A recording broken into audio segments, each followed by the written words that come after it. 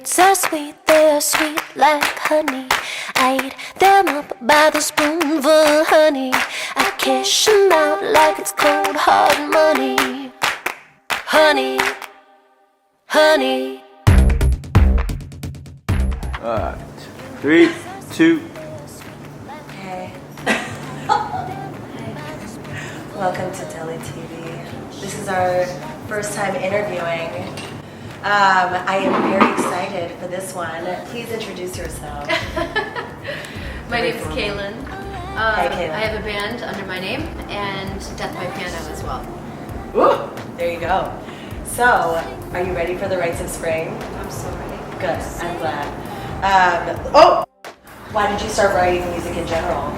I know it's like annoying to ask, but Because I had to, because it was the way that I could express my real feelings and not be just like a pleaser person in my regular life. yeah, How I could get out my emotional state of being. right. Do you feel like the people that know you, you know, when you go on stage, do they feel like, oh my gosh, it's like a different person, that you're like coming out of your shell and that you're showing something that you don't normally show in everyday life? Yeah, interestingly, I think that sometimes when I'm reflecting on those different personalities, I'm almost more surprised at how different they are than people in my life. I think they see that duality, you know, the multiplicity in the one maybe more than I even sometimes do. Right.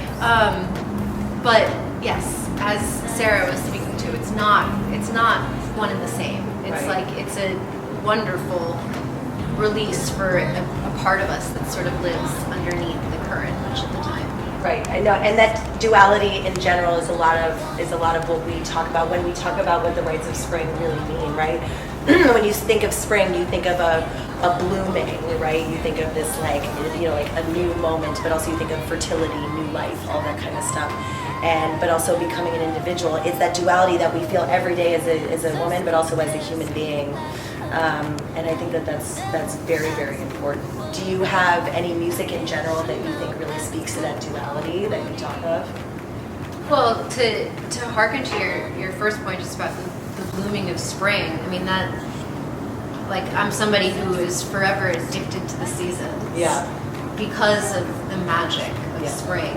And myself, as Sarah was mentioning, I'm also a mother who I had my child right at the start of the pandemic, right at the start of spring, in this really, really scary time when everything was doing this. Right. And her being born and seeing in real time like the buds unfurl on the tree while that was happening in my life was a magic moment. Seeing her blossom every day is magic, and it's definitely done something to me in the way that I'm able to be present in the world and what I feel like is a creative act and what I feel like is an act of bravery in every day in a different way.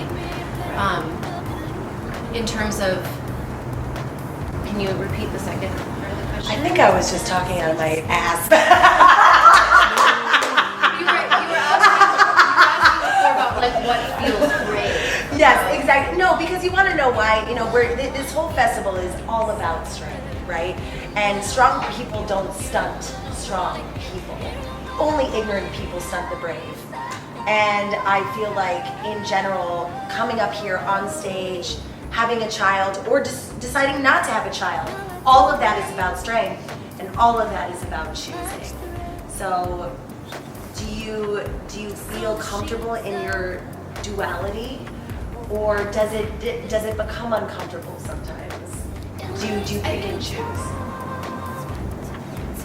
Yeah, I guess I don't even know how to answer that fully, honestly. I mean, I think in some ways it's become harder, and maybe that's social media and other things, to feel like, how can I be really authentic, but then something that is, you know, powerful. A lot of art is curated or a caricature or just a distilled version of itself.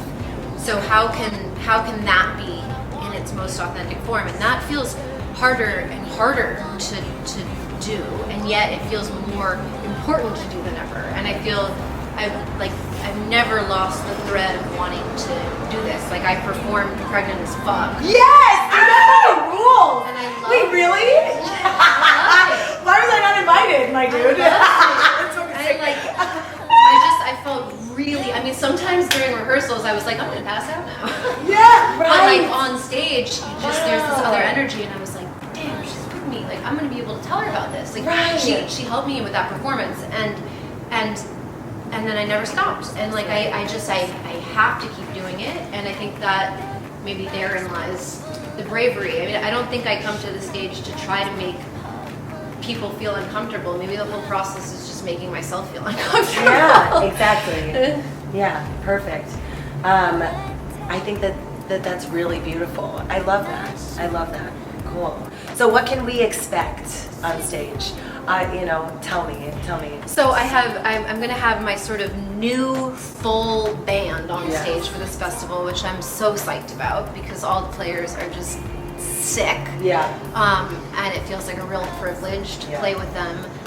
I have a set list that I might throw completely out the window Yeah. because performing out and live again is still new, and I'm always trying to iterate and have each show be a completely unique experience. Yeah. So Yeah. I don't fully know what you have to expect. Love that. Maybe a reveal. We'll see. Maybe everyone else is pregnant. We're choosing not to be. We love both. That's how we're gonna make them uncomfortable. Yes! Oh my God, perfect. All right, thank you so much. Thank you. Fabulous. We will impregnate you all with our dear